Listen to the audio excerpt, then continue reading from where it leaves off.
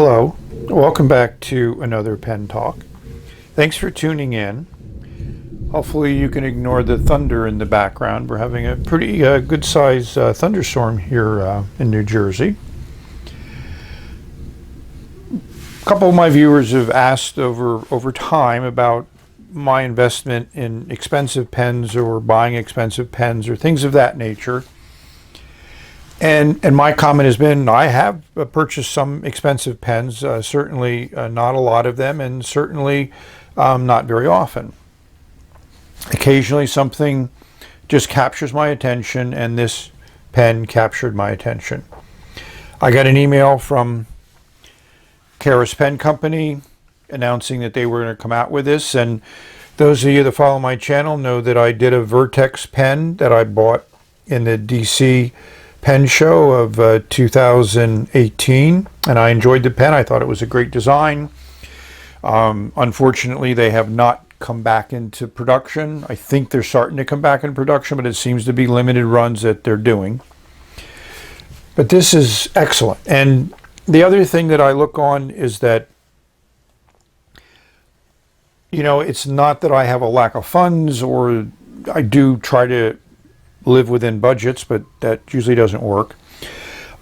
But what I try to do is I try to feel that there's value in what I buy. Value to me, something I enjoy, something that brings me pleasure, and not something that afterwards I second guess why I made the purchase.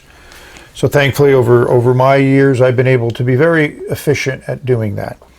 So I also like the fact that this pen came with a letter, which is very nice. So when you invest in something like this, and it is an investment, it's nice to get a certificate. So this is number 36 out of 40, official certificate of authenticity. So that's nice. And to me, for the price I paid for this pen, to get that type of documentation is very nice. Yes, I am a coin-carrying member of the Karas Pen Club. This is my second year of being a member. Yeah, for a few dollars you get membership and you get this very nice stamped coin. As with all the things that Karas does, excellent quality. It gets you some benefits. You get on a mailing list for some limited releases or you know, early production runs. So I'm happy. Feels good in the hand. You can imagine hundreds of thousands of years from now, some archaeologists digging this up and going, interesting currency they've had back in that day. And it's also nice because I've always been envious of some of the people that have gotten some of the specially machined packaging that Karas has done over time. So this one is just very excellent. And they're engineers, they're machinists, so they really do a nice job. So there's a little catch, so that stays in place. It slides off and it reveals the pen. On the other side of this is some very nice instructions. And this is, to me, impressive. I mean, here's a piece of aluminum where they went to the trouble of putting on the instructions, and a little bit of a discussion of the pen. They talk about burping. I mean, these are pen nuts, machinists, people that love metal, and obviously it's a soft spot in my heart for those type of people. So in order to show off the pen, I've done a little bit of adjustments on my lighting, so we'll see how it comes about. I mean, you can read on the website, the pen appears to be sold out. I don't know whether it'll come back into play or not. But this is a cellulose from Omas. So I don't know how they got their hands on it. I don't remember ever seeing a pen with this type of finish on it, but I have to admit that I'm happy that I was able to get one of these. You know, in the old days when Omas was still a viable pen manufacturer, I had an opportunity to buy that Arco celluloid, the brown thing that everybody loves, and flexible nib, but it exceeded what I was comfortable with paying for a pen, regardless of how much I thought it was nice and enjoyable. And in retrospect, if I would have bought it then, I could have probably never lost money on the pen as long as I kept it in good condition. But, you know, this pen I feel good about. I love this design. The fact that that pops off and you can hear that pop off. You know, that I got a smoke section here, which I think is an appropriate color to go with this pen. It fits great in the hand. It feels good in the hand. It's extremely light. It posts fine. And you can play around with, you know, the chatoyancies and, you know, what type of areas you're going to get matched up. I just got it with a plain steel nib, but it's not a plain steel nib. It's that beautifully laser engraved custom engraving on a JoWo nib. So I'm trying to get the lighting correct. My lighting guy is just too slow. So hopefully that's coming across well. A nice Art Deco design, which I think is appropriate. And I don't have a stub, so now I have a steel stub in the JoWo nib. So enough said. Let's compare it to the original Vertex. This finding an ink to put in here is going to be a challenge, but I think I can. So the nature of this design, you're probably better off if you have some type of roll stop, because there's nothing going to stop this pen from rolling and rolling and rolling. I just fell in love with this design artistically, functionally. You know, the fact that you have an ink window there. They just did a beautiful job on the acrylics, and I do have one pen made out of Delrin, but you know, I wasn't that impressed with it, but these two pens I'm very impressed with. I'll give you a link to my original review of this pen. So you might notice that little mark there, and that's where I think the O-ring is that keeps it all sealed together. But you can see a full review of this when I first got it. And of course it has a titanium nib in it, which I didn't spend any extra money on nibs for the Galeocerdo. But yeah, and again, it's just a beautiful pen. Now we can see the difference in the two types of sections. The yellow one here, which I thought went with this very dark green. And it's ergonomically, you know, there's no step, no threads. I mean, that's a beautiful original design that they've done. So enough talking. Let's see how that 1.1 stub writes. So one of the things they did with this version, which they did not do with the original Vertex, is they included a converter. I'm not exactly certain why the converter wasn't in the other one, but they said cartridges or eyedropper, and of course I eyedroppered my original one, but this one I'm going to use the converter on it. Yeah, it kind of defeats that ink window purpose because of the way the converter fits in there, but I'll live with that. So you may ask, why doesn't a converter fit with the original Vertex? And if you look inside the cap, they didn't machine all the way out. Maybe they were concerned with, you know, maybe thinning out the resins or whatever, but the barrel won't fit over the converter. You can put a small international cartridge in there, but other than that, it needs to be eyedroppered, where the new one slides over very nicely. And you can feel that O-ring engaged in those last couple turns. The engineer in me wouldn't let me not show you the pen in its pommel pieces. Didn't pull out the nib and feed, but I did flush it. There are 3 strategically placed O-rings in this pen. One here in the section, which when you put the nib and feed back in, that what should stop ink from coming down here and getting into that section between the section and the nib assembly. I really like that nib. The other thing I want to make note of is the thickness of the plastics here, the very fine threads at the top of the section, which go into the barrel, which also has an O-ring which seats just above these threads. And there's also an O-ring and a machined cap, and we'll look at those when I get out the LED. Yes, they used a red O-ring, and they also machined a smaller inner cap when they machined this resin.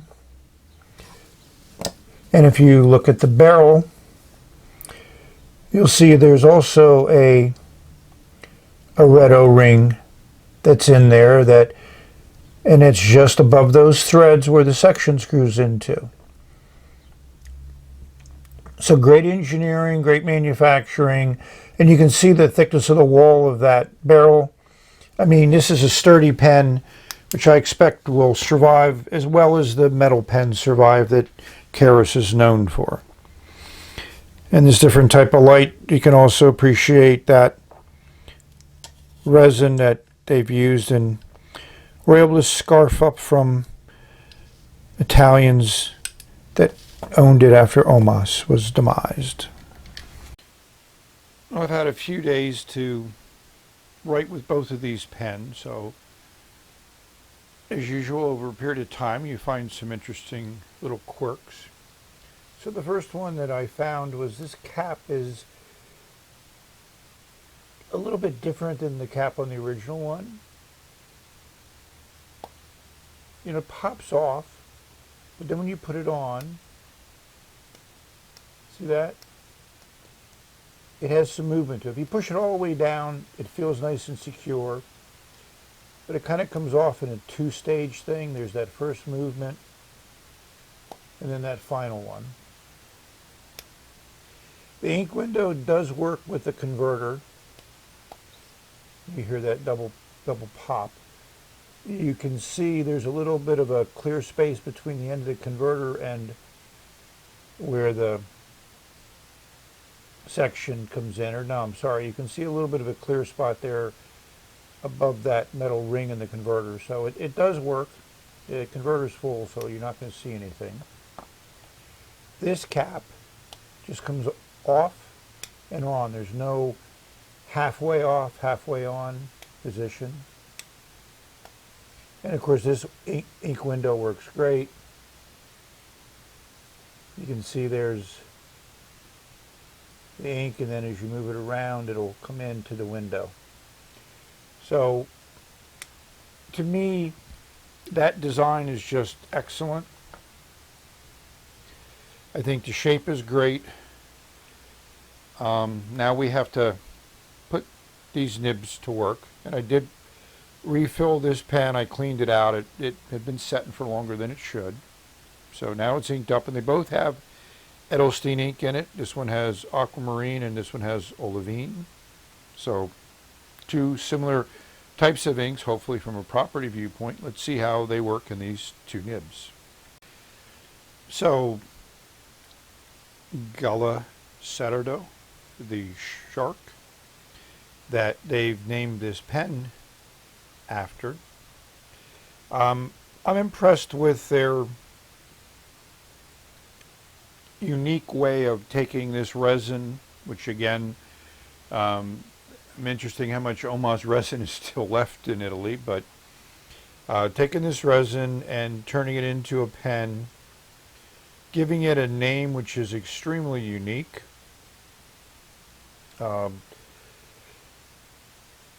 It's hard for me to relate to. I guess that's the words that I'm looking for. You know, I enjoy pens to write with. I enjoy pens to look at. I'm impressed that there's only 40 of these sold out apparently, but they are doing other kind of versions of this pen, as we can see here. They also have a Delrin version of it, which we see here. And there's only like $10 difference between this very limited edition versions of the Vertex and the more production line version. So I think that's an interesting approach. So they certainly are, from my viewpoint, undervaluing. These are priced much below market value from my perception. Kind of reminds me of the Twisby that I was lucky to get a hold of. That is kind of a one of a kind, disappeared, never made it back to the production line as far as I know. So it just, again, it's hard for me to relate to, is another phrase I would use, but I'm trying to convey my feelings about this pen as, I consider this, if this pen sold for $300, I think it would still sell out. That's kind of where I'm kind of coming with from this perspective. And that's one of the things that motivated me to end up, snagging this pen as soon as I saw it was available. Also, I love the Vertex design. I like what Keras does with pens. I like the whole concept of, a bunch of nerdy machinist dudes with lathes and a love of fountain pens sitting around and figuring out what they can do. So, and they're from Arizona, which I have a fondness in my heart and mind for the southwestern desert. So enough said. Let's put this 1.1 millimeter Bach nib to paper.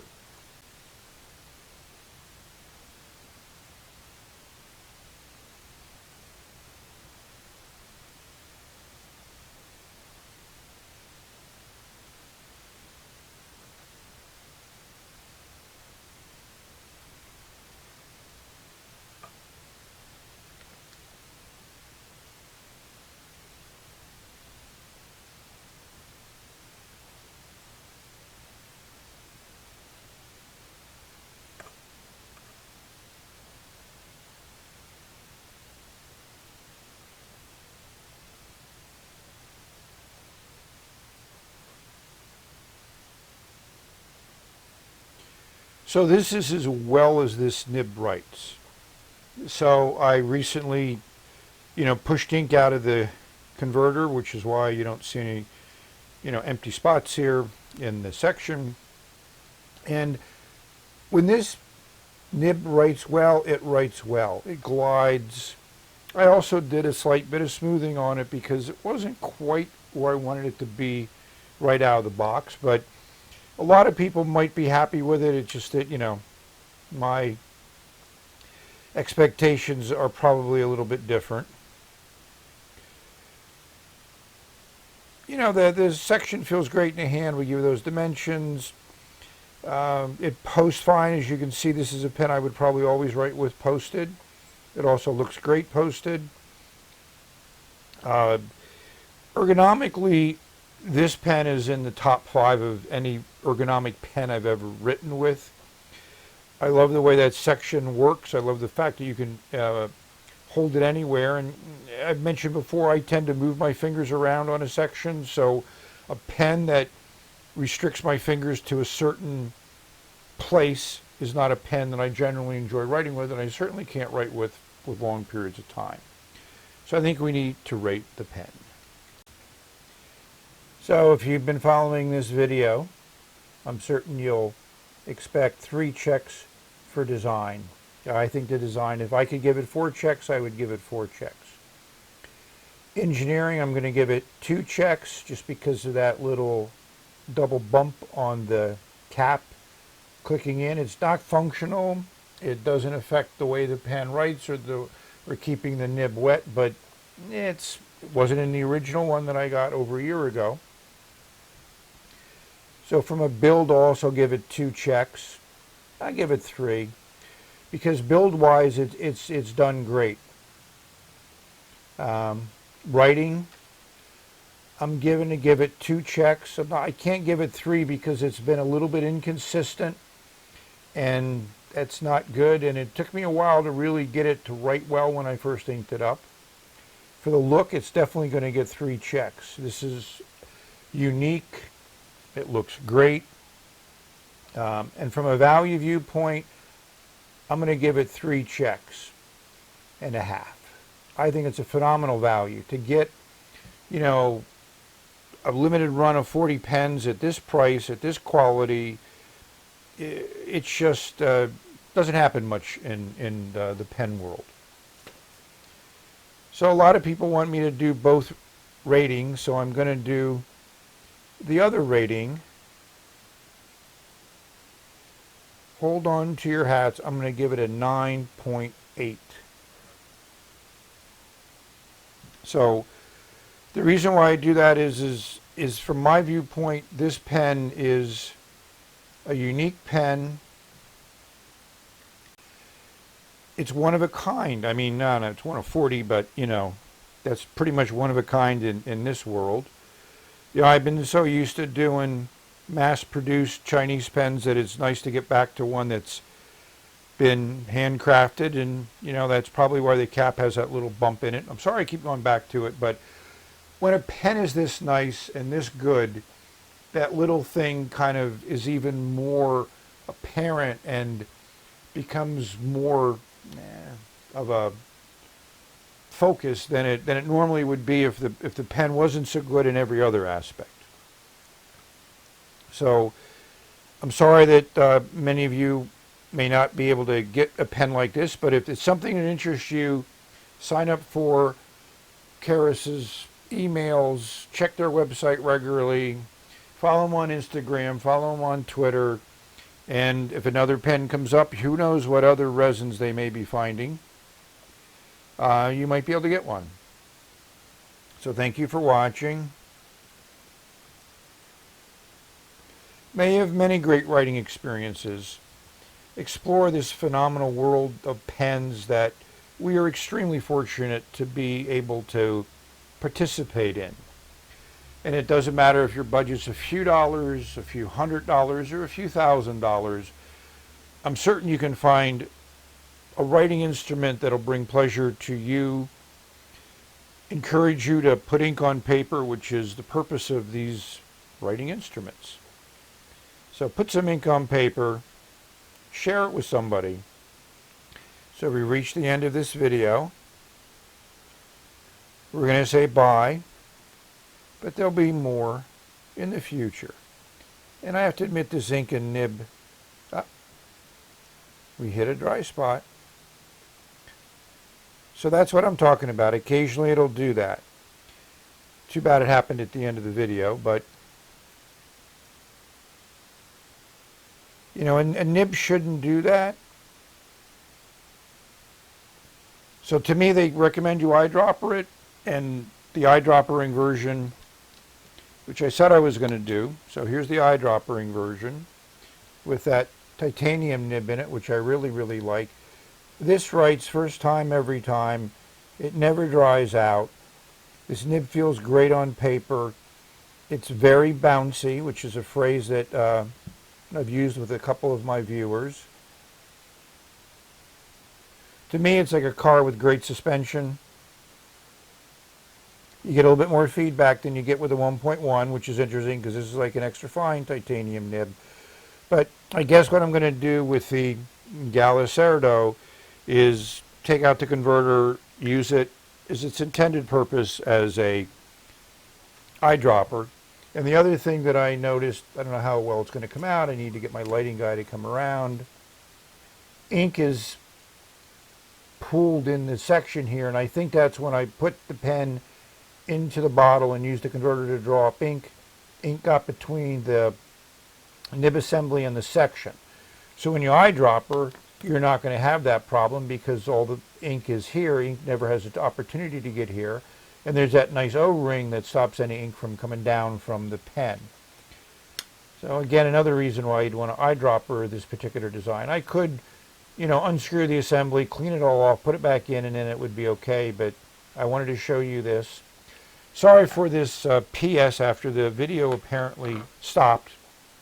But, you know, we'll see if this nib is this nib is not recovered. So you're now seeing what I had challenges with, but when I had the converter pushed up and primed and everything was good, it wrote well. So it's a little bit quirky. I need to work on it. Look for an update in the future. So we're not going to officially say goodbye. Enjoy your writing, enjoy your day, enjoy your life. Just have fun. Bye. Yep, it's a long video and it's going to get longer. This is the PS to the PS to the PS. So I've now eyedroppered this pen and I've had it this way for a couple days now and it works fine. It works the way I would have expected it to work when I first inked it up. So I need to explain my rating. And I stick with my 9.8 because the main thing that I rate on this is the pen. And the rating is a very subjective numeric grade, if you want to call it that. It's how the pen makes me feel, how much I enjoy using it. And when I did my original review on the Vertex, I called it the best Bach number 6 nib holder. And it still is. I mean, probably a lot of us have Bach nibs. They're fairly readily available. So you can go from an extra fine steel nib to titanium to gold. And, you know, that vintage Bach nib on the Senators is phenomenal. So, sorry for the long video. And hopefully, you know, pens are something that if you're going to get involved in fountain pens, you're going to have to expect to do a little bit of work on them occasionally. No matter whether you spend $1 or $1,000, it may need some fine tuning. Hopefully that's something you can do, or you may have to take it to somebody to have them do it. Obviously the $2 and dollar pens may not justify that, but you know, that's the nature of the beast, and that's why I enjoy fountain pens. As an engineer, as someone who's done a lot of mechanical work and enjoys figuring out how things should work, whether they actually work that way or not, is one of the things I enjoy doing, and fountain pens certainly give me a lot of opportunity to enjoy that. So now we're going to say the real official goodbye, and we're going to show now that this nib is writing great, writing well. I enjoy this ink and nib combination. So hopefully you'll find a pen that you enjoy writing with. I certainly have a few. Till the next video, bye.